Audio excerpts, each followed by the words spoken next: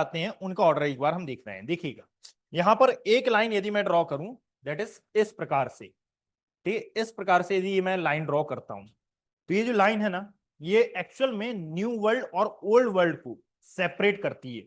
यदि इस लाइन की आप वेस्टर्न पार्ट में जाएंगे तो दीज आर न्यू वर्ल्ड और ये है हमारा ओल्ड वर्ल्ड।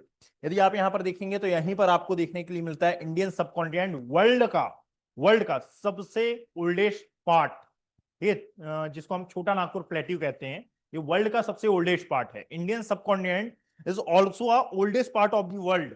ऐसा क्यों है? क्योंकि जब आप जियोलॉजिकल टाइम ऑफ अर्थ पढ़ते हैं तो जियोलॉजिकल टाइम ऑफ अर्थ में आप देखेंगे कि एक्चुअली अर्थ का जो सबसे ओल्डेस्ट एरा है इसको नाम दिया जाता है आर्कियन एरा। और आर्कियन एरा में जिस पार्ट का एस्टेब्लिशमेंट हुआ वो था हमारा कौन सा?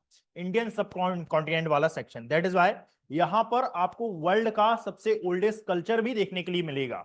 ये यदि आपने हड़प्पा सिविलाइजेशन के बारे में सुना हो, Indus Valley civilisation, Mesopotamia civilisation, ये तमाम प्रकार के जो सिविलाइजेशन के बारे में आप पढ़ते हैं आपको इसी ओल्ड वर्ल्ड में देखने के लिए मिलते हैं। दैट इज वाई इस लाइन के वेस्टर्न पार्ट में जितने भी कॉन्टिनेंट हैं इनको कहा जाता है न्यू वर्ल्ड, और यहां पर जितने भी कॉन्टिनेंट हैं जितने भी एरियाज आते हैं उनको कहा जाता है ओल्ड वर्ल्ड।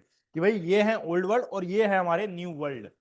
रशिया एक ऐसा नेशन है जो कि न्यू वर्ल्ड में भी आता है और ओल्ड वर्ल्ड में भी इसको शामिल किया जाता है। बात समझिए?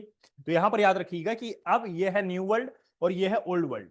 इन दोनों में डिफरेंस यह है कि असल में यदि आप न्यू वर्ल्ड को देखेंगे तो न्यू वर्ल्ड में आपको कुछ ज्यादा ही एक्स्ट्रा ऑर्डिनरी चीजें देखने के लिए मिलेंगी। जैसे कि लाइक यदि आप यूएसए के बारे में सोचते हैं, यदि आप यूरोपियन नेशन के बारे में सोचते हैं तो क्या मन में आता है कि भाई वहां का कल्चर अलग है, वहां का अडॉप्टेशन अलग ही बिल्कुल, यानी यदि डेवलपमेंट हुआ है तो डेवलपमेंट भी नेक्स्ट लेवल का है।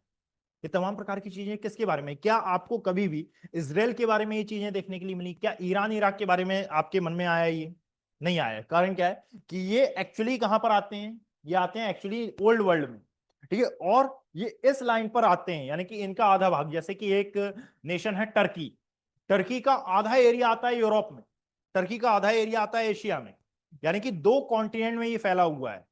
और जब ये दो कॉन्टिनेंट में फैला हुआ है तो इसके एक भाग में यदि आप देखेंगे, यानी कि यहाँ के दो प्रमुख यानी मेन सिटीज यदि हम बोलें तो इस्तांबुल का नाम सुना होगा शायद हमने, सुना है इस्तांबुल का, है ना, और अंकारा, टर्की की राजधानी है अंकारा, और इसकी जो फेमस सिटी है bye the name of Istanbul. ठीक है, अंकारा और इस्तांबुल में यदि आप देखेंगे जमीन आसमान का अंतर है। एक एरिया बहुत ही ज्यादा डेवलप्ड है, इतना डेवलप्ड है कि आपको लगेगा हाँ आप यूरोप में खड़े हुए हो, और एक एरिया इतना ज्यादा पिछड़ा हुआ है, इतना ज्यादा पीछे है कि पूछिए मत। ऐसा क्यों है? क्योंकि असल में याद रखो जो पोर्शन एशिया में आता है वो इसका कैसा है? पीछे है। और जो एरिया इसका एक्चुअली आता है यूरोप में वो बहुत ही ज्यादा डेवलप्ड है। यानी कि डेवलप्ड और डेवलपिंग का इसमें बहुत ज्यादा फर्क देखने के लिए मिलता है।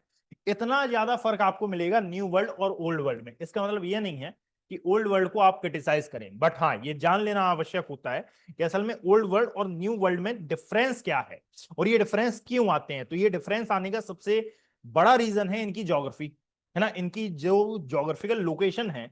इस ज्योग्राफिकल लोकेशन के अकॉर्डिंगली आप पाएंगे कि असल में ये ट्रेड बहुत अच्छा करते हैं। इंडियन सब कॉन्टिनेंट आप जानते हैं कि सोने की चिड़िया कहते थे इसको, इन हिंदी यदि हम बात करें सोने की चिड़िया। बाद में ये जो डेवलपमेंट है ये पूरा पूरा यहां से उठकर कहा जाता है कि ये वेस्टर्न पार्ट में शिफ्ट हुआ है।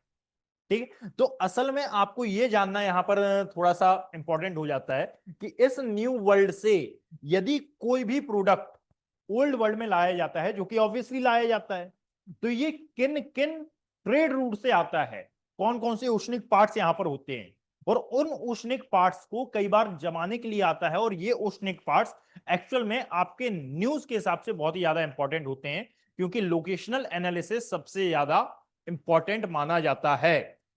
यदि आपसे कोई पूछ रहा है भाई ब्रिटेन, अभी हाल ही में एक विवाद चल रहा है उसके बारे में मैं बताता हूं, एक डिस्प्यूट है कि जो जिब्राल्टर स्ट्रेट है, इस जिब्राल्टर स्ट्रेट पर जो ब्रिटेन है ये बोलता है कि भाई इस पर मेरा एडमिनिस्ट्रेशन चलेगा, ये जो स्वेज कैनाल है इस पर मेरा एडमिनिस्ट्रेशन चलेगा। ये जो स्वेज कैनाल और जिब्राल्टर स्ट्रेट की मैंने बात की है, they are hotspot of trade routes. यानी कि कोई भी शिप हो, कोई भी शिप यदि वो भारत आ रहा है या फिर वो किसी भी इन एशियन कॉन्टिनेंट की किसी भी कंट्री में आ रहा है, तो उसको इन दो रूट से तो गुजरना पड़ेगा by the name of Gibraltar and Suez canal. Red Sea से वो गुजरेगा ही गुजरेगा। तो जब ये यहां से पास होगा तो भाई यहां पर रहने वाले जो हूती रेबल्स हैं और साथ में जो यहां पर रहने वाले सोमालियन पायरेट्स हैं, ये पायरेसी को अंजाम देंगे। अब ऐसा क्यों होता है और ऐसा क्यों है कि यूके यहां पर आ रहा है और यूके बोल रहा है कि भाई इस पर मेरा एडमिनिस्ट्रेशन चलेगा और जितने भी इंपॉर्टेंट ट्रेड रूट हैं उनके बाजू में यूके आकर खड़ा हो रहा है।